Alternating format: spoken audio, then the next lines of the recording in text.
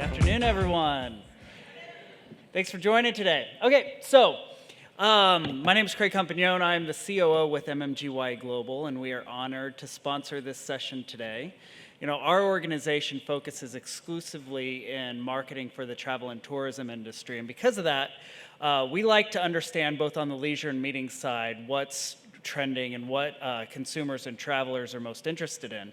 So we did a business traveler study a few years back, and one of the things that we found is that nearly 60% of business travelers are interested in setting aside time for leisure activities when they travel for business. Now, what we've seen over the last few years is a lot of people seem to correlate this with the leisure traveler, extending trips, adding spouses, family, friends onto their business trips. But what's interesting is when you really dig into the data and you look, what you find is that more and more business travelers are actually seeking leisure activities as part of their group and meeting experience.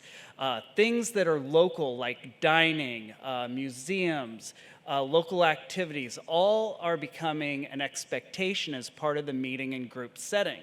And in fact, this is a larger trend that we see with overall travelers. We do an annual study called the Portrait of American Travelers, and one thing that we've seen over the last 5 years is this increasing importance of seeing and understanding local culture when traveling.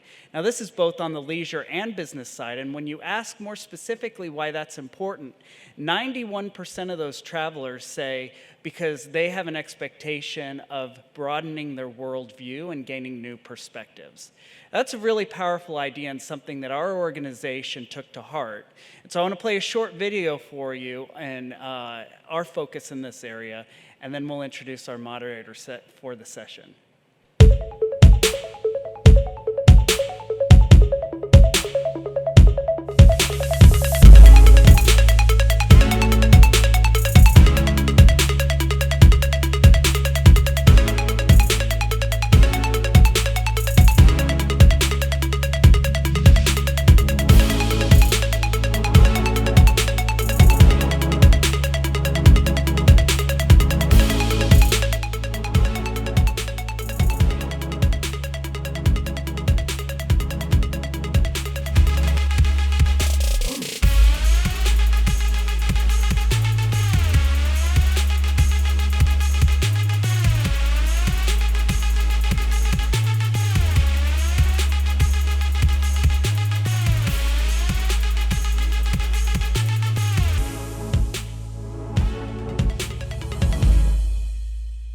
We think we're all very lucky to work in an industry that is really transformative.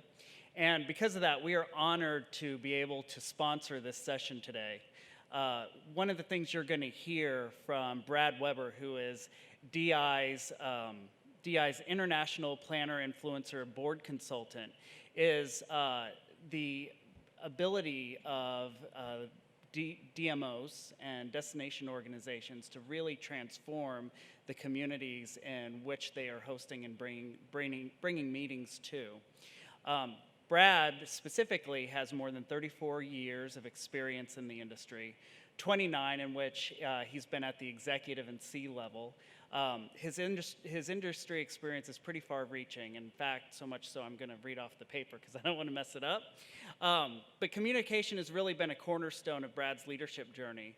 It's offered him a hybrid of experiences from hotel management, event third-party management, association management, and destination marketing management. And you'll recognize a lot of the brand names that he's been associated with, iconic brands like Experience, Smith Buckland, New Orleans and Company, and Connections. So I think you'll get a lot out of this session. I'm pleased to welcome to the stage Brad Weber. Brad?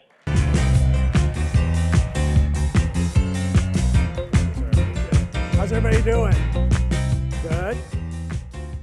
So, how many of you have seen the new Lion King movie? How many of you have seen Lion King, period?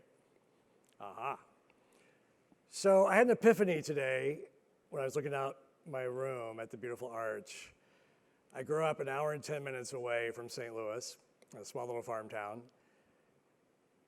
And all of my major firsts happened in this town. First ball game, first amusement park, first zoo.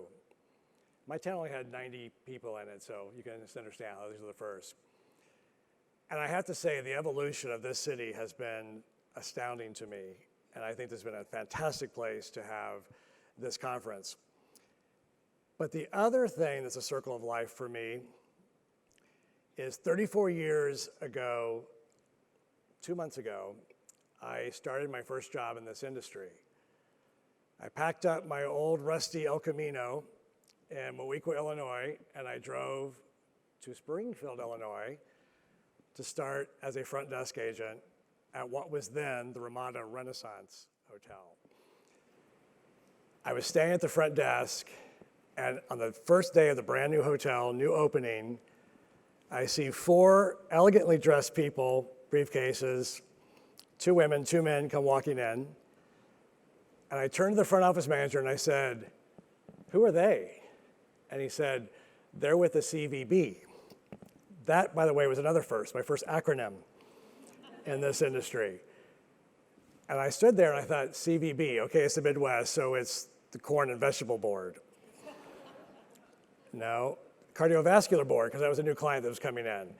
And I said, "What is a CVB?"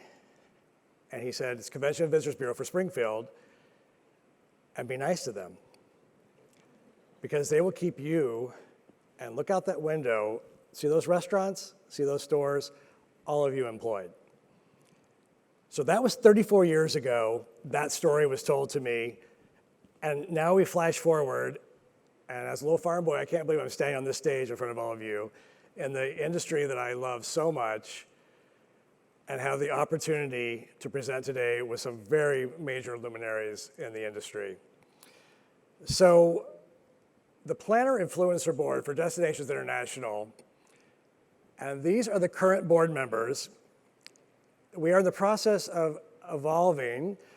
Richard Harper with Helms Briscoe, I don't know if he's here or not in the room, but he just went off the board after incredible work. We have 3 more in the wings that are getting ready to confirm. But assembled on behalf of Destinations International, in my opinion, one of the strongest groups of the brain trust that I have seen in our industry. And the work that they are doing is major, major heavy lifting. And today you're going to see a sample of that. And what's great about this board is that they're giving feedback on behalf of the entire destination market, not centric just to one destination. The work that they have done in the last 2 meetings has created now 5 cornerstones for Destinations International to be able to build off of these 5 cornerstones in developing the business model for the future. We're going to touch on a few of these today, but primarily what the goal is today is for the meeting planners to be unplugged. We were just laughing backstage. They're like, this is the safest we have felt in a long time. We're in a room where we're the only meeting planners here. We can say whatever we want, and which is great. So without further ado, it is my privilege and honor to introduce to you today's panelists and your Planner Influencer Board. Come on out.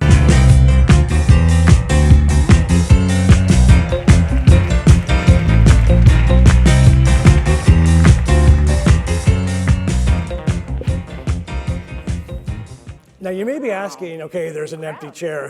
Which planner's late? There's nobody's late. Tom Norwalk will be joining us at the last half to talk about a case study that we're currently working on with him.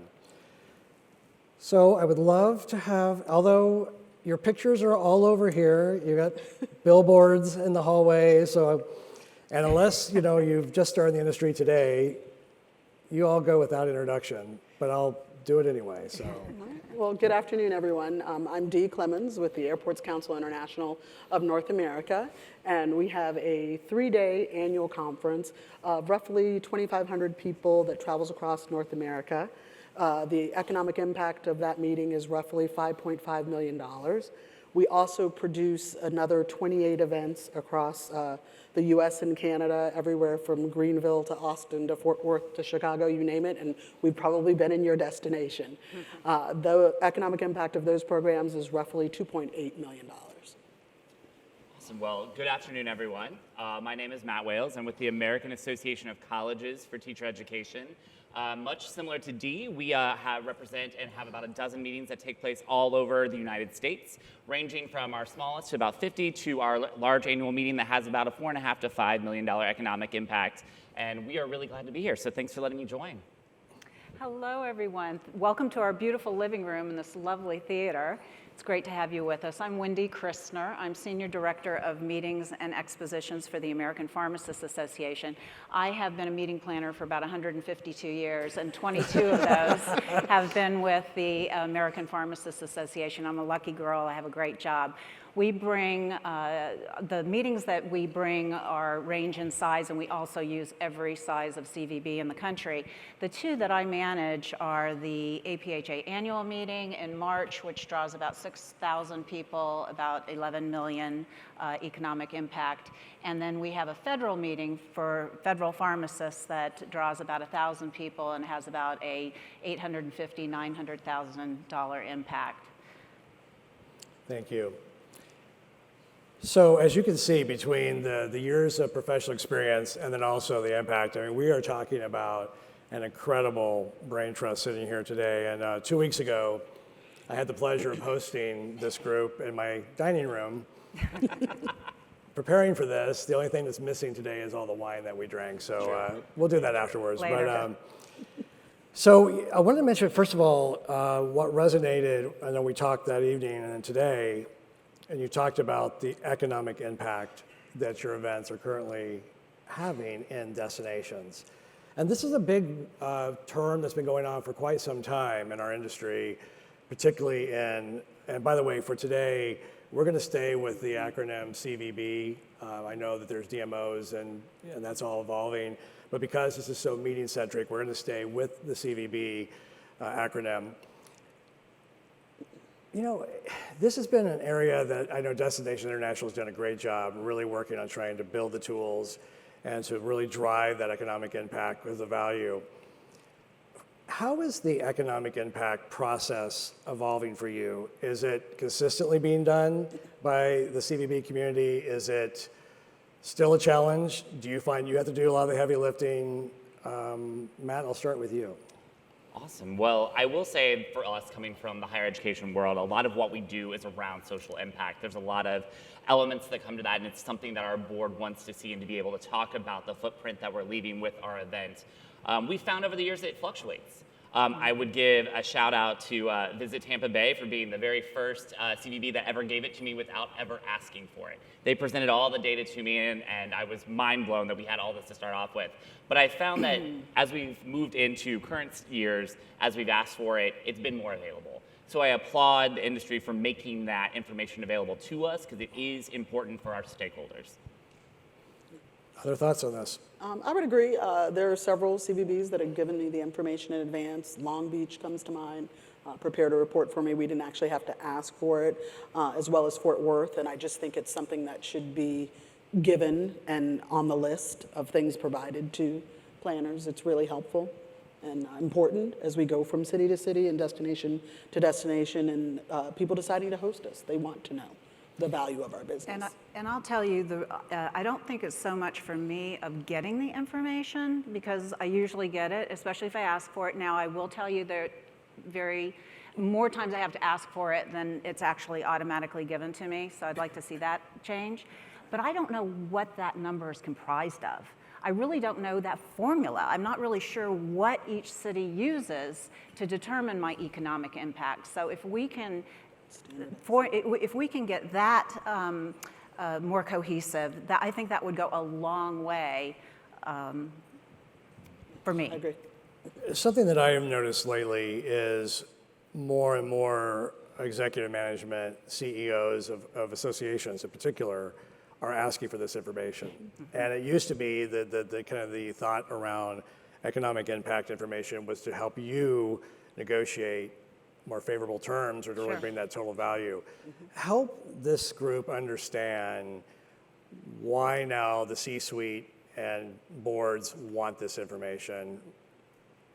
so they understand the importance of it. For me, being responsible for all the non-dues revenue at our trade association, it's important budgeting time when I'm reporting out to the board that I have this information. And I think any planner developing a strategic meetings management program, which you're seeing more of them build at their organizations, this information is important. It's vital to know the impact. We have a sustainability program, and really the communities in which we serve, our audiences, our members want to know the impact and the thumbprint that we leave and the destinations that we go. So it's all a part of the corporate social responsibility now that we have as organizations, whether it's how many, it's no longer just what are the room nights that you pick up, but it's, what did you leave behind? Is there a donation program available? What are we doing when we go to those destinations to make a difference?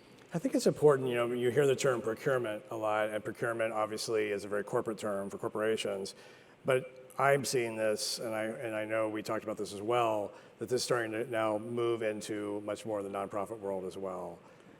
So again, I think this is an important area to understand why this is so critical. You actually threw out an example, Matt, of a destination that really stepped up, did it for you, did it accurately, really helped you in the process. If you were to, each of you, and this is where we get unplugged, okay?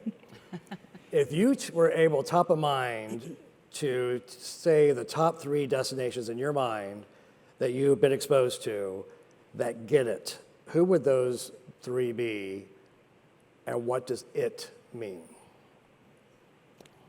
You go first. All right.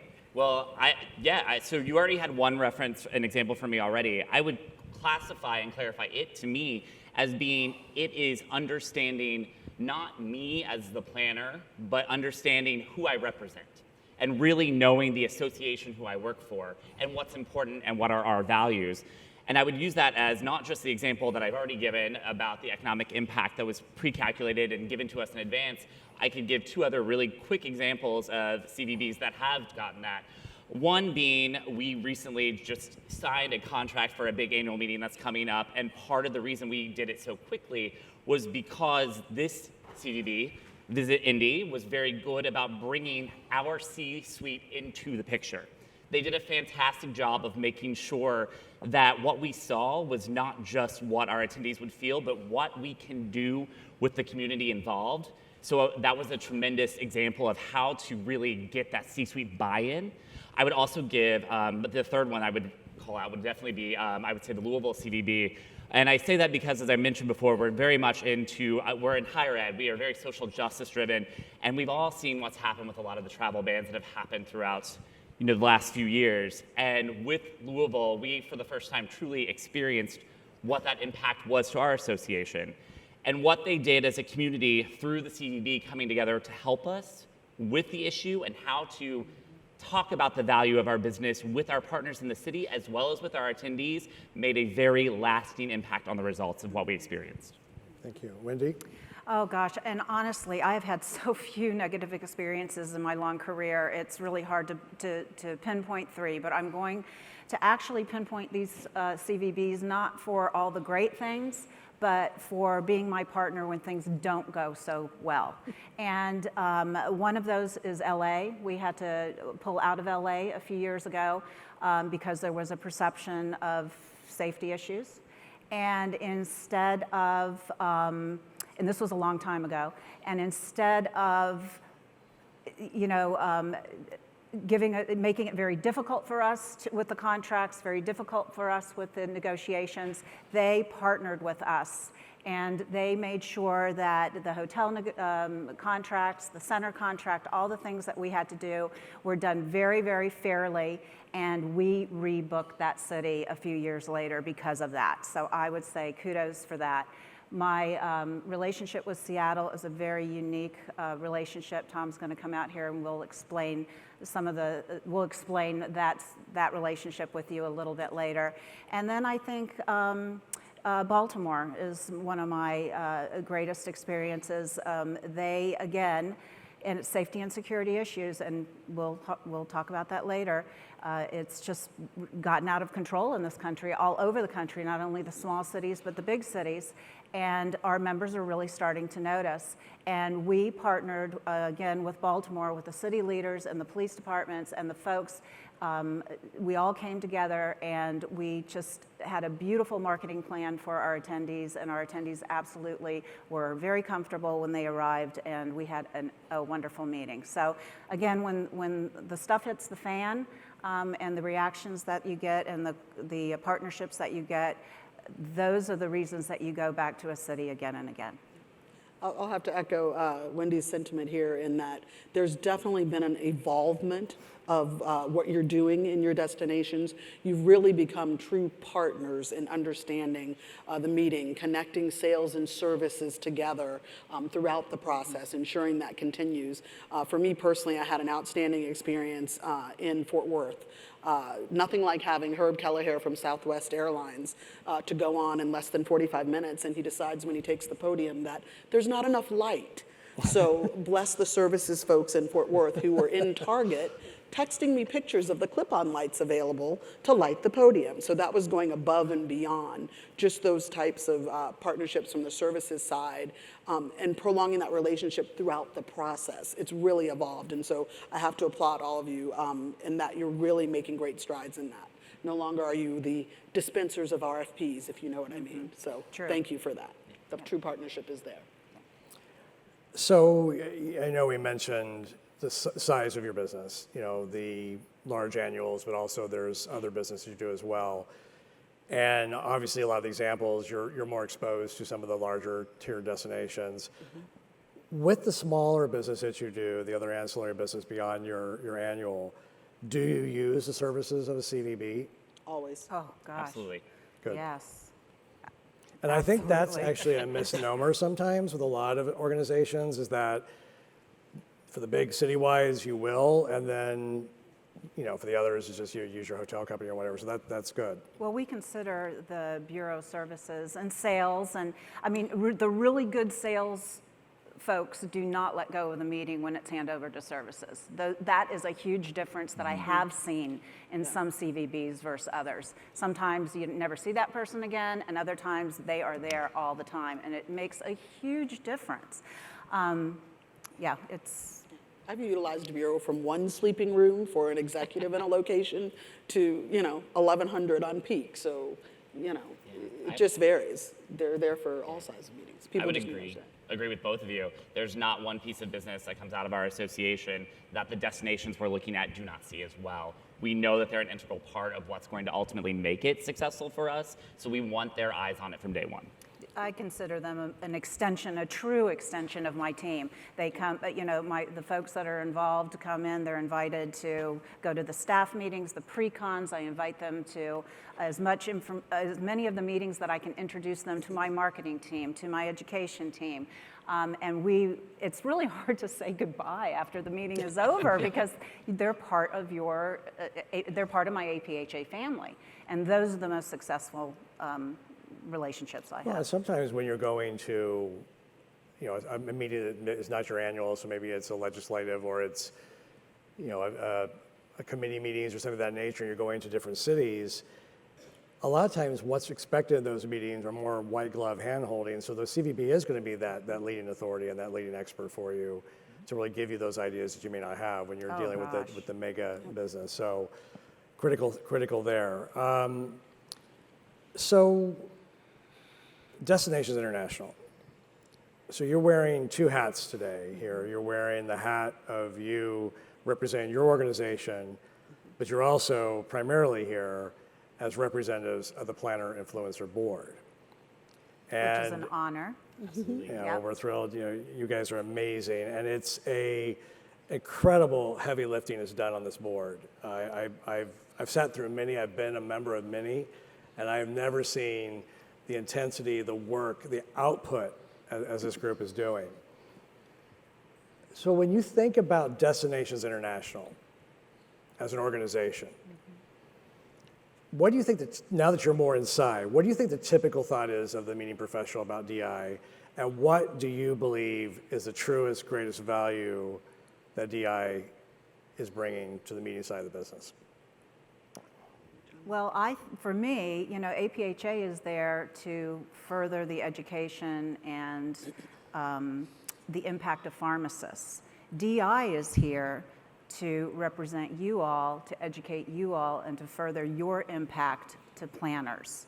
And to tell you the truth, I don't think about all the other associations that are out there educating various groups of people. I think about APHA, I think about meeting planners, but to have an organization that is strictly and absolutely yours, I think is just a wonderful advantage. So that part of it is what I've gotten the most out of, I think is the best. Dee and Matt? No, and Dee and I were talking about this a little bit earlier.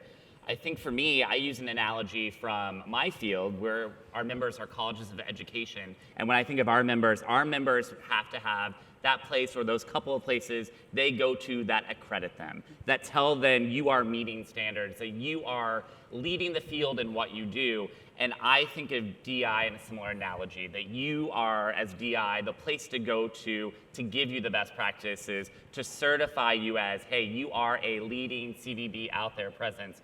You are doing all the right things. You are moving in the right direction. So I think that would be how I would look at it.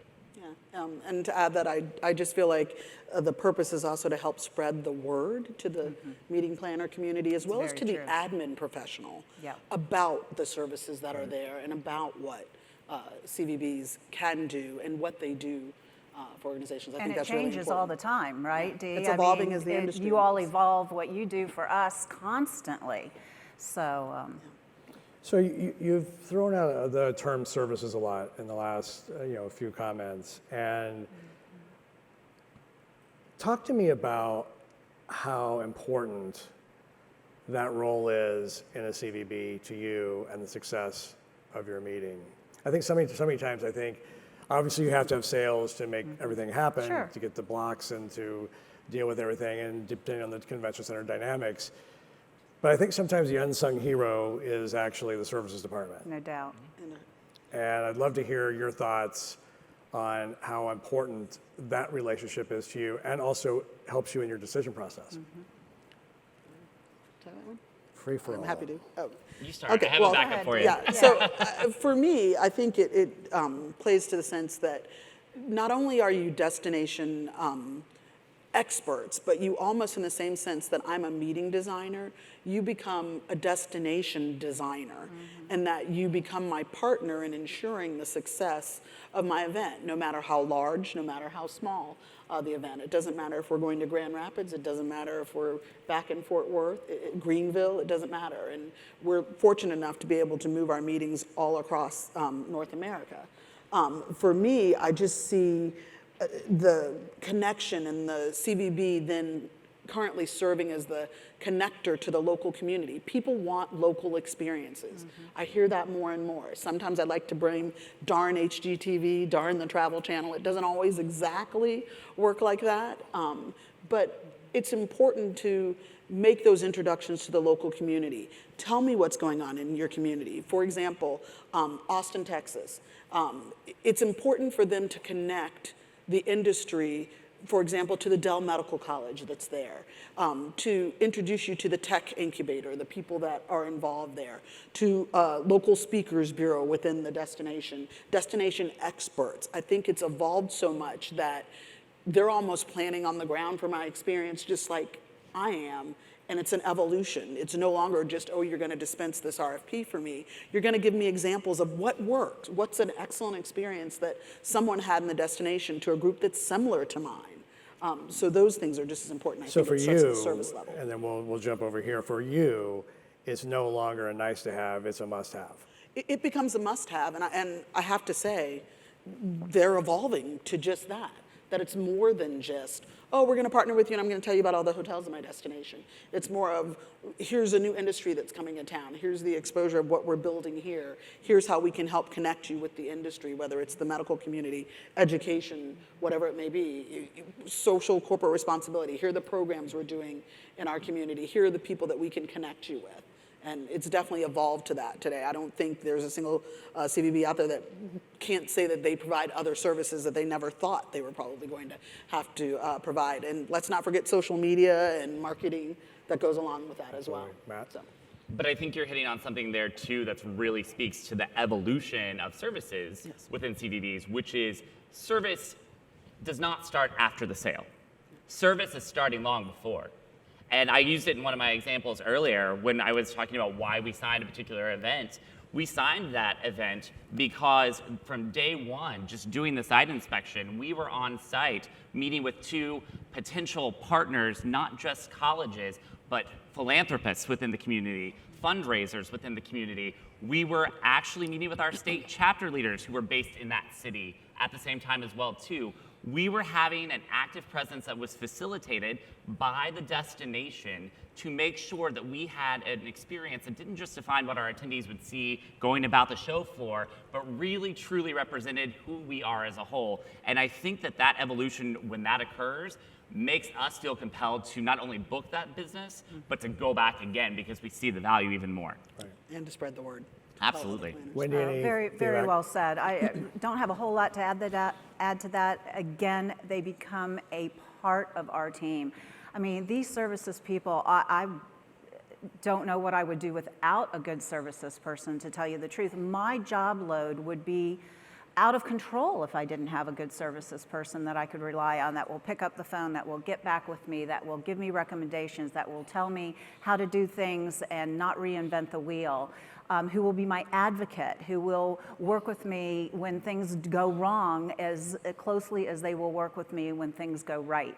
And you know, I have lifelong friends from these experiences as well, and it's just and it's I would just caution CVBs, it's who you hire. Really look at that hiring process and make sure the people that you hire for those jobs, as much as you can vet them, can handle the pressure, can handle the customer service. It really is the folks you hire that make our lives just so much easier. By show of hand, how many services professionals do we have in the room? Hats off to all of you. Yeah, we love you. Absolutely. We love you. So I think this very much should resonate with you and going back to your destinations, and thank you for that feedback. You guys have mentioned evolution. You've said the evolving word several times. We all, well, Matt, you're probably the least tenured, but you've got several years. He's the That's youngest. the code word for younger. Yeah, he's the It's youngest. a code word for younger. I think that amongst all, I think there's 100 and some years of experience. I'm den mother up here for sure, yeah. We look pretty good for 100 and some years, so good lighting today. Thank you, yes, thank you, crew. So, evolution. Flashback in your career, think back. You know, ironically, I used the anecdote I started about CVB and the impact and, you know, keeping jobs going, and that is really not, I don't think, what people think about when you really start thinking about it. But when you think back to day one to day now of your work with CVBs, how has that evolution really taken place in front of your eyes? What do you expect today that is an entry-level position that maybe was a nice, 10 years ago, but what is absolutely what you believe that role has evolved to, and what do you expect? Oh gosh, you need to know so much. I mean, before it was more of a handshake, I think, and well, again, I'm dating myself, but back in the day, dates, rates, and space, and if you had that, then hey, we were golden, and we kind of put the meeting together, a little bit more haphazardly. Now, I think Matt hit it. We start that process, at the RFP process almost. And what you bring to us and what you show your city can do for us, way beyond dates, rate, and space, is why we select your destinations. We've got so many choices. There are some fabulous destinations in North America, in this country, and there are in the world too. It just is evolved into a complete partnership, full service relationship. Do your partnership, thoughts? I Yeah, think. for me, I think it's the evolution of marketing. Yeah. As an association, until recently, we didn't have a full-time social media person, for example. And if you look at how marketing has evolved at your own organizations, I'm sure you probably now have social media staff members that you didn't have before. I didn't even think, the evolution of marketing and seeing how it's come from, you can supply me with those wonderful visitors guides.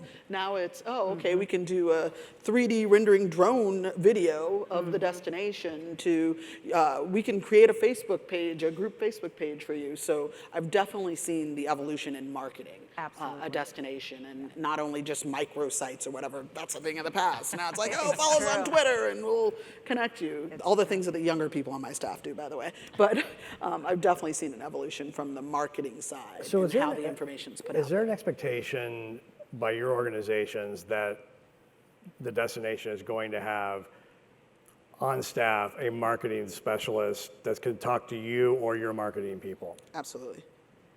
We make that a part of our pre-planning process. Our marketing team goes with us, and we have them sit down and get to know one another and establish their own relationship just based around marketing. Yep, Yeah. that's great. So we are living in interesting times, and the last several years have been very dynamic with everything going on. At one point, at an organization I was consulting with, they had a map of the world hanging on their wall, and there were all these different colored push pins and all the different destinations. And I was like, that must be where all their meetings are located. And then there was this color board, and it was an alert to all of the staff to know where socially they can't go to based on maybe certain, like California, the big contingency there. Talk about how the evolution of social issues have now affected you and the way you plan and think every day. Wow, well, I hit at it a little bit at the very beginning there. It's an impact that's in front of us at all times. In the higher education world, social justice issues are front and center, and they play an important role with our members as they are working and preparing future teachers. Those issues trickle down to us as the association for those individuals. At the moment, that has an impact. We mentioned a little bit how the travel ban in Kentucky and how being on California's travel ban and also being on 5 other states, by the way, that we don't talk about that also has certain bans to that city as well too, has an impact. So for us as a higher education association, we're seeing the map shrink. And we're having to be very cognizant and aware of that ever-changing government relations dynamic, of that ever-evolving advocacy piece that will constantly both grow and shrink depending upon what's happening. So there has to be some flexibility, and we're seeing that more as we're talking and negotiating and getting into agreements with our partners at different CVBs and different destinations, is that please understand, it's not that we don't want to be there or we don't want to work with you. We actually really do, or else we wouldn't be having that discussion with you. There are limitations and impacts that affect us all. And we appreciate, much like we just experienced in Louisville this year, we appreciate when you have that understanding with us and you can come to the table and have that candid talk with us to find the best solution forward to everyone. And that's when the partnership really works. And you never know about these destinations. If you're going to have an issue, your members are going to have an issue, your board's going to have an issue with the destination. We sign 6-7 years in advance. Something can hit the fan between them, and that's where you guys are just so invaluable at helping us, come up with the best solution for you and for us. So we're going to shift now into an actual live example of an aspect of this that happened. It is my pleasure to invite Mr. Tom Norwalk to the stage.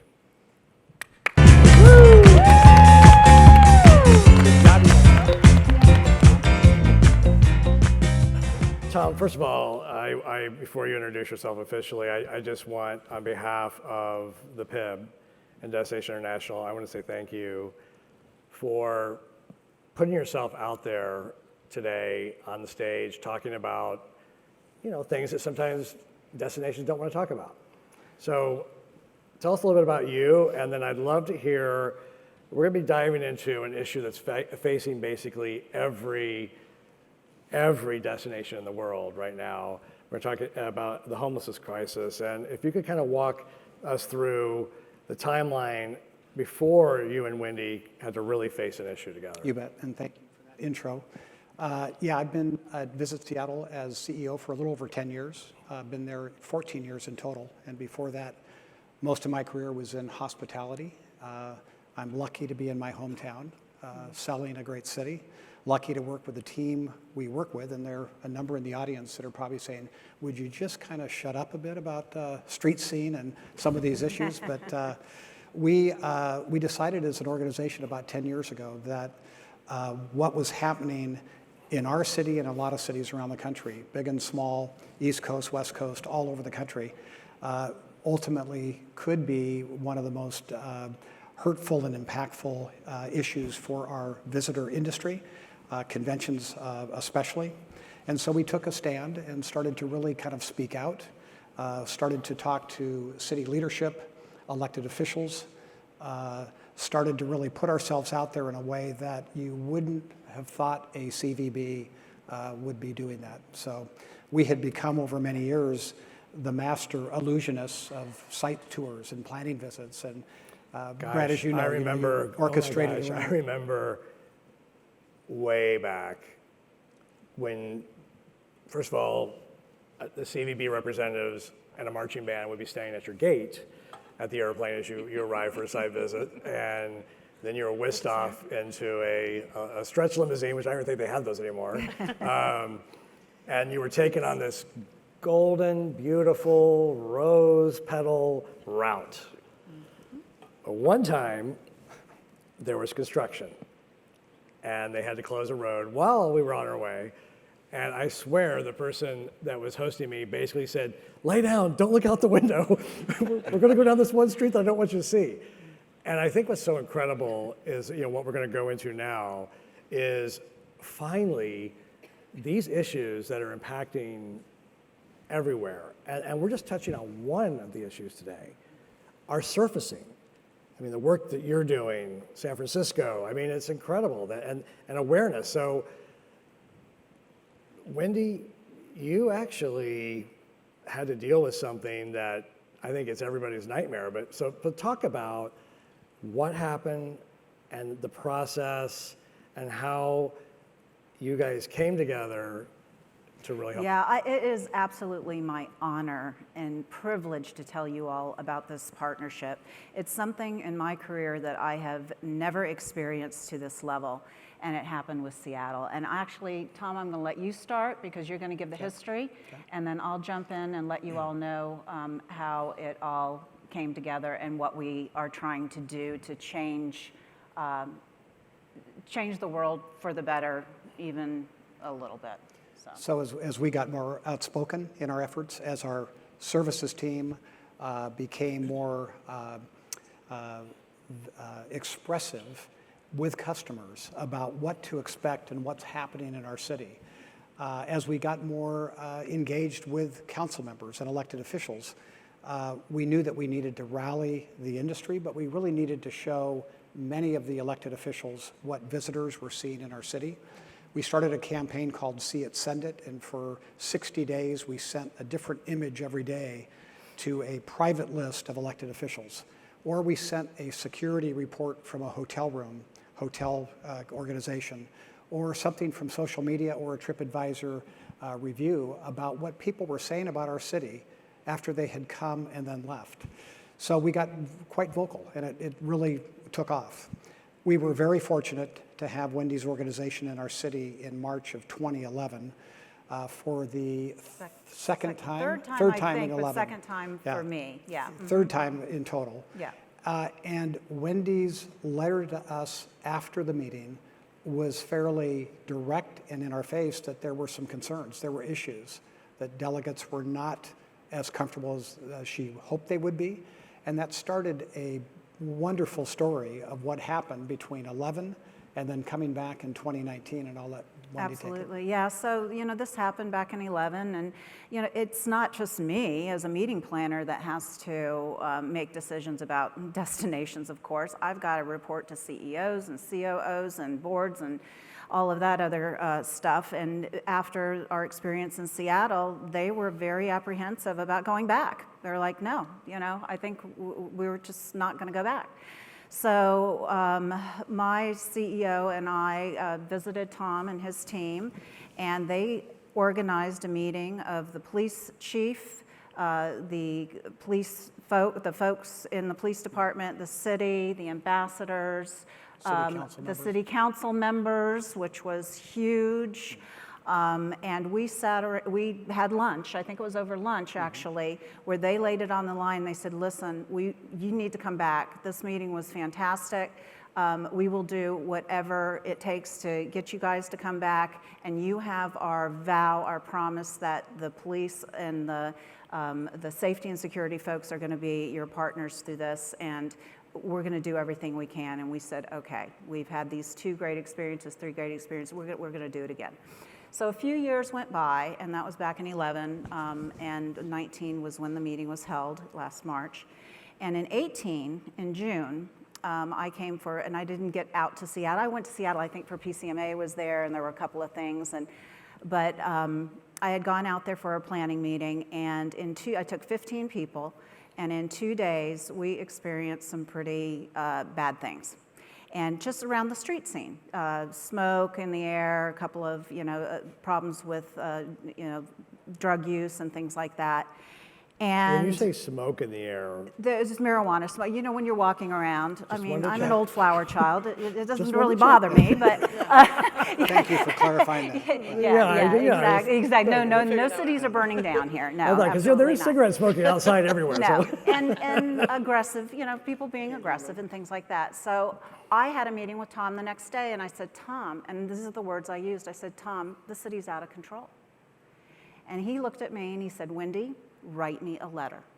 And I wrote another letter.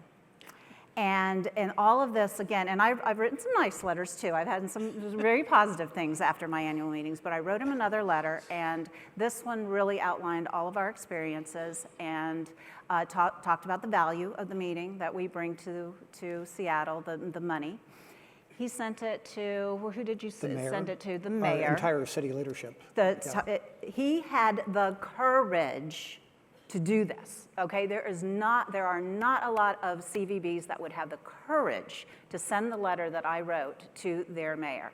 Well, I didn't know this until I got a call from the radio station or the TV station. But once a letter goes to your city council members and public knowledge, and this is great information for you CVBs to know, so you can make sure your meeting planners do as well. It's public knowledge. And this letter took off like a flame. And can I just jump in for a second? And oddly enough, we had had trouble up until this point getting our mainstream media to really understand why what was happening on the streets was an issue and a concern. So what do you think was the trigger of that caused them to finally pick up on that? Was it coming from a client? Well, it was a professional organization with large economic impact to the city. And it was a blistering letter. Yeah. And it was a large, and I had to vet this letter with my leadership at APHA before I sent it to Tom. We didn't have any idea what kind of a reaction we were going to get from the letter. I was really just writing a letter to Tom so he could use it, and boy did he, and it worked. And I got this call from, started getting calls from press and the TV stations, and my letters being held up at the camera. They did like a 10-minute news piece on Seattle. So, okay, so that happened. And at that point, I had to explain, we had to get the word out to our board of trustees and let them know that this news coverage had happened. And, I'm getting ready to bring in 6,000 people to Seattle in March, and this is happening in May, June. And the only comments I got from my board, I had 2 people call me up and say, thank you for doing this. We appreciate it. You are taking care of our people. So from that, I remember I was going home one night, and I was just in the car, the commute, the DC commute, And I thought to myself, you know, Wendy, instead of just bitching about this issue, you need to do something about this issue. And that led to what we're about to tell you about and show you on camera on another news story. But it was because of the Seattle CVB. I had conversations with them. I want to do something. What can we do? They brought me 3 organizations. My next meeting, we actually met with them. We interviewed them. We selected one that we could partner with. It's called Mary's Place. And from that moment on, we just decided we're going to turn this around. We are not, and I've wrote some notes down here, and I just want to make sure that I tell you all of this, because most of our attendees are not used to seeing homeless people, right? Most of them don't come from bigger, and it's not a big city issue. I want to make darn sure that I clarify that. It's in Annandale, Virginia. But we need to, and they all want to do good, so we need to teach our attendees how they can contribute to assist with the cause without giving physical money to people on the streets. Because everybody wants to do something good. And you would think, if you don't know better, that giving people money on the streets is the way to do it. And it's not.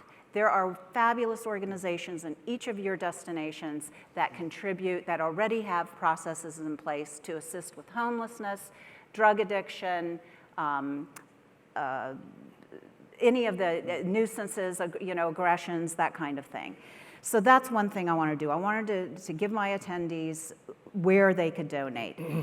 The people that are panhandling around our convention centers are there because we're bringing business there. That's why they're there.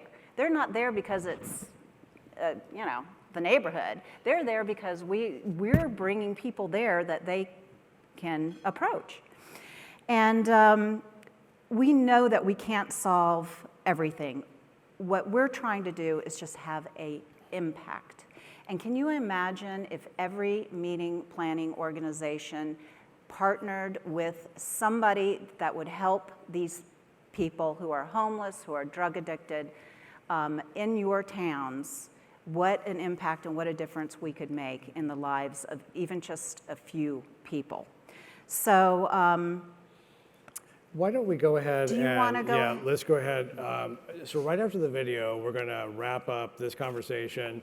We're going to bring up the lights in case anyone has questions related to, obviously, the case study we're talking about, but any of the area that we've been discussing, or are there any questions you might have that you're dying to ask this panel. There is nothing happening again until I believe 4. So if anyone, the panel has agreed to stay as long as possible if you want to come up and ask individual questions, because we knew that there's like 2 days of material we tried to jam into 1 hour. So let's go ahead and run the video, and then we'll wrap this part. And let me just set it up one tiny little bit before the video, because I kind of got my thoughts a little discombobulated here. After we had this partnership with Mary's Place, the video you're about to see was produced by a news station and ran, and you'll see that it really makes everything that we went through and all the really tough decisions we had to make and all of the concerns we had about would our members not come to Seattle because of this. None of that came true. Everybody wanted to help, and this was a blessing, quite frankly, that the news organization did for us, and we're giving it a life way, way, way beyond APHA.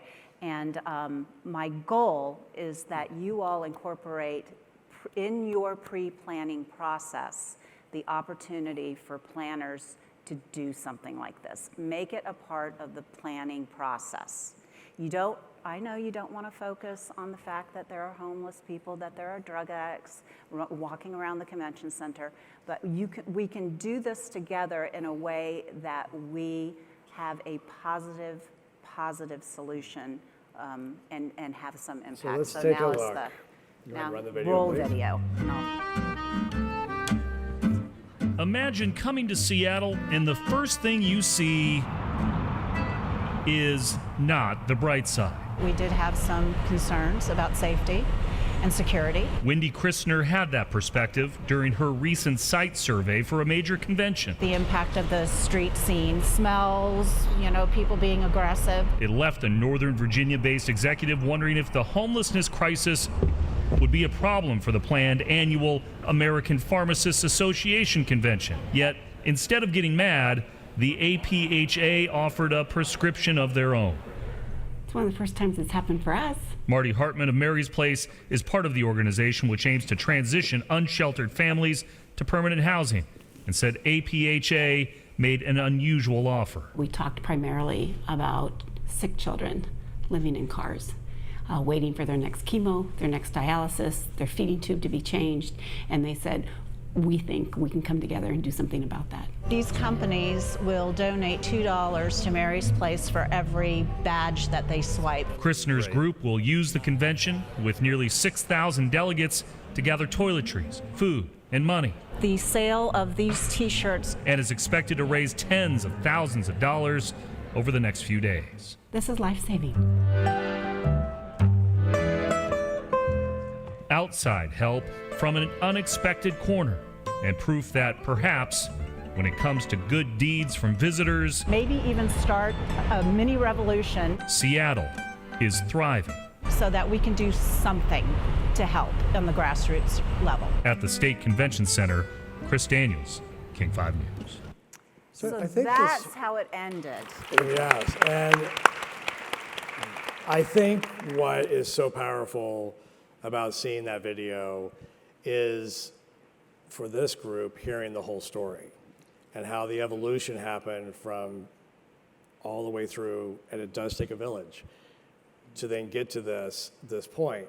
And it also shows the power of when stakeholders come together and truly come together, and how critical that is, Tom. And I was just, the story continues, obviously. We're trying to get Wendy back to our city in a future year because we seem to have a stronger voice when Wendy writes a letter. We still have issues. Don't need any letter writing, let me know. We still have issues. But we have a team that is fully embracing now a new role as a CVB. Our director of PR, unfortunately, last night, first time in St. Louis, spent last night working on comments to media in Seattle about an issue that's happened. And our services team is just incredible on doing so many things, but connecting planners in the right way to the right organization. But it's a new way of life, and I think we don't have a fast or quick answer. So I agree, and I think for all of you, a takeaway is, look, if it's called out, it's there, and work with it and deal with it, and instead of trying to hide behind something, engage. If someone comes forward with an issue, engage, and then try to help this become the voice. Yeah, I would love to see planners, instead of planners running away from cities with issues, that we run towards cities with issues. And it's just one of many issues that we're currently Many. facing. If we could, I'd like to bring up the lights a little bit and see if there's anyone that has a specific question for the panel. And I'm going to ask you to wait until the microphone, because we are video recording this session, and you'll need to have the microphone for that to resonate. Hello, how are you? Good to see you.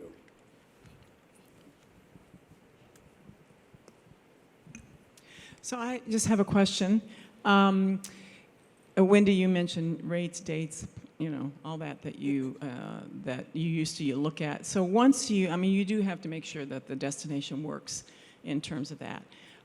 Once you establish that, what are your next 2 or 3 important things that you look at that could make or break whether you're going to go to that destination or not? Dee, you want to start? Being from an organization that is a trade association that represents the airports themselves in the US and in Canada, I will say one of the things we look at is accessibility. I'm fortunate enough to be able to say I can go to any destination. So accessibility is one. Obviously, overall budget. Room rates is still an issue. And then for us, more and more, I'm seeing that partnership with your hotel community is coming into play even more. Contract terms, okay, we know that it is not a buyer's market. So for me, unfortunately, I just walked away from a hotel and a destination where we're contracting, and I walked away from 1,100 room nights at their hotel. I'm still going to the destination, and with the help of the Bureau, I'm finding rooms elsewhere, but it's now coming down to contract terms and what that means when I get there. And, you know, is every major chain, for example, available? People are brand loyal. It's a changing audience from what I do. People care whether or not the world's largest hotel company is represented in the destination. So I'm seeing that ever changing. People expect an experience. I'm selecting destinations sometime based on what's there to do nearby. Are they gonna extend their stay? All of that comes into play, and I definitely think the selection process has evolved. And for us, it's a reverse RFP process. For example, we have to have a host airport for my major annual conference, but for the 28 other specialty conferences that we do, we look at all of that as a whole and determine whether or not it's a best fit for our organization. And I'm sure everybody else has. Anyone else have other thoughts for this process? question? Okay, we have to wait till you get the microphone. Yeah, and you know, reputation it plays a pretty big role in Perception. site selection. Talking to other meeting planners, quite frankly, we talk to each other, and social media has brought a lot of that on. We're very accessible to one another. Well, I don't, because I'm not on social media at all. I knew where I was going with that. Yeah, exactly. But you know, we really are honest with one another when we We have a talk about question in the back destinations. here. Tom, given the nightly news on television with the photos of the homeless on the streets in Seattle, Portland, Los Angeles, and so on, what do you do to offset that when this is a daily occurrence? Harvey, that's a great question, and I think we've learned a couple of things in our own, what we can control and what we can't control, obviously, is media. What we can control is how we talk about homelessness, images we show, that we are talking about public safety. We're not using tents or encampments as we started to. That was a lesson we learned. We're trying to educate, and I think our media, by and large, has been educated that tents and homelessness is not necessarily the reason we've got safety issues. Yes. Often it's a byproduct of drug addiction, of mental illness, of other social issues that are not being funded.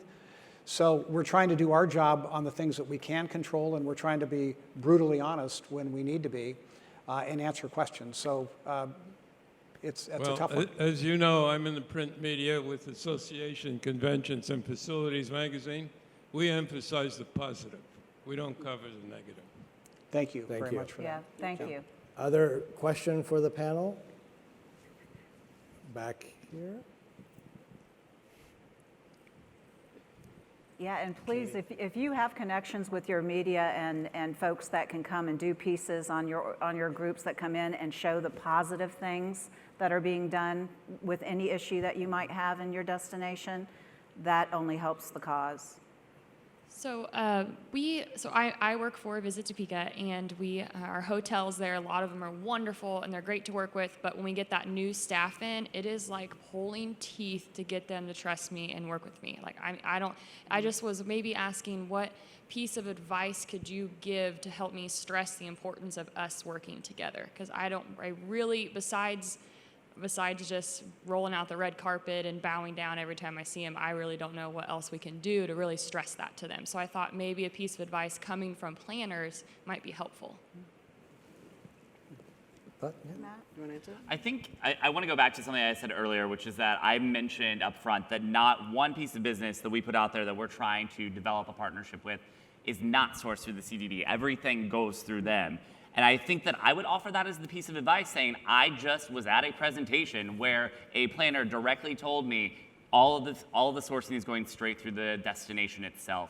And that's who they're looking for the advice. That's who they're looking to help partner. And they're going to want us to help bring them together. So I need you to partner with me in order to get your presence in front of them. I feel like there's a lot to be said about that. If you can reinforce to them, you are a stopping point. You are a relied and trusted source and resource that we as planners want to be involved with. I have some advice that Please. one thing I would just suggest for anybody in the room, do your homework and know when to contact me. All of the information as far as all of the meetings I do, when they're occurring, don't call me the week before my annual conference because the likelihood of me returning your call is slim to none. So I would say do your homework. You're seeing value destinations, as I would consider Topeka, for example, a value destination. We want that information. Don't think that we don't want to do business with you. It just has to be the right piece of business. So knowing the proper time to contact us, knowing the context in which to recommend or suggest that we do business with you, not only take a look at our annual meetings, but look at some of the smaller specialty things that we do. If we have chapter organizations, I don't have chapters as a part of my trade association, but take a look if there are regional meetings that might fit in your destination. Talk to us about that. Don't only ask us about, oh, when's your annual coming back to town? From a person who has 28 to 30 specialty conferences that we do, and literally from places to Ottawa to Halifax to St. John's that you would never even know about, we go there. So I think, look at other opportunities. Is there a chapter connection that we can make for you? Do I have a colleague in another country that I can connect you to that will do business? I think that's a key component. A question down here. Did you have a question too? Two questions? You did. Okay. Okay. Thank you for your questions. Thank you from all of us. You're the cream of the crop relative to preaching to our choir, so thank you for supporting CVBs. To hear you talk about utilizing our services is really wonderful. We work very hard to make sure that those are a part of what augments your experience in our destination. And I think that something that we could all benefit from, and since you're sort of our chapter leaders currently, I would say that making sure your vendors, the folks that you're working with, know that that's your directive to also communicate back to us. I think that we can do a better job.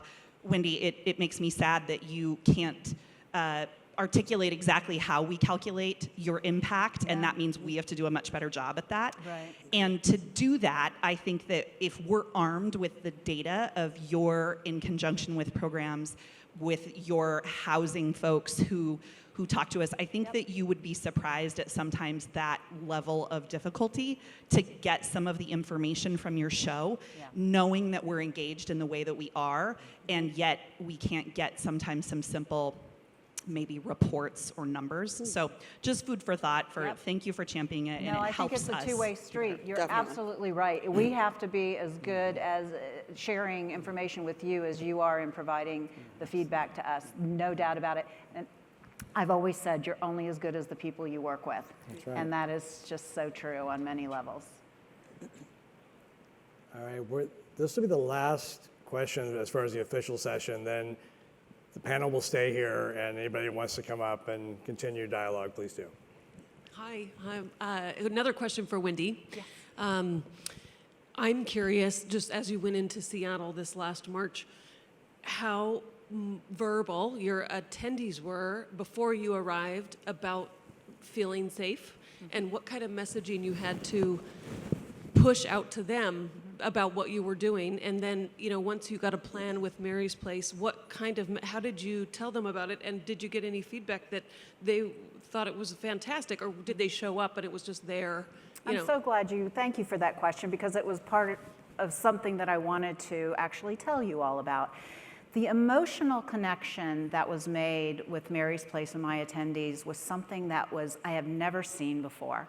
We put a booth out for them in a very visible location right outside of the exhibit hall and next to our registration. And the attendees were, as we are here, can stuff, they had little kits, comfort kits and things like that.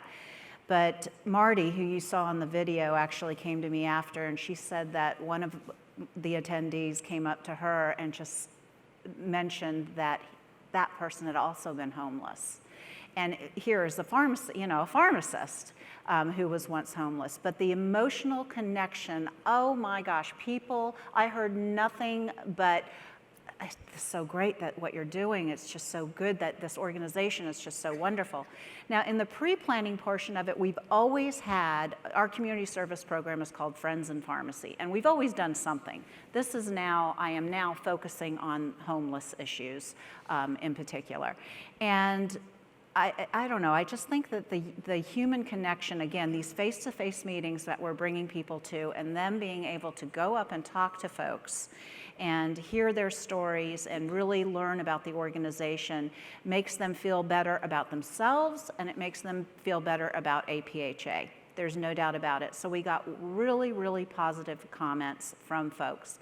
Leading up to it, to tell you the truth, the information, we really concentrated and again worked with the marketing team at Visit Seattle to focus on the positive aspects of the city. We did not dwell on the homeless issues. Those are all over the news. People could make their decisions as to whether or not they wanted to come.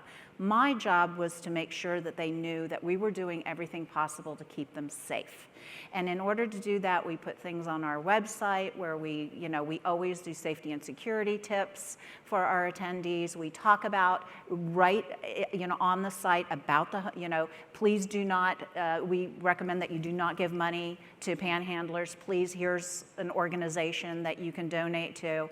And I got zero feedback of anybody feeling, I mean, there were comments on the survey about the homeless, oh God, there's a lot of homeless, we saw a lot of homeless folks.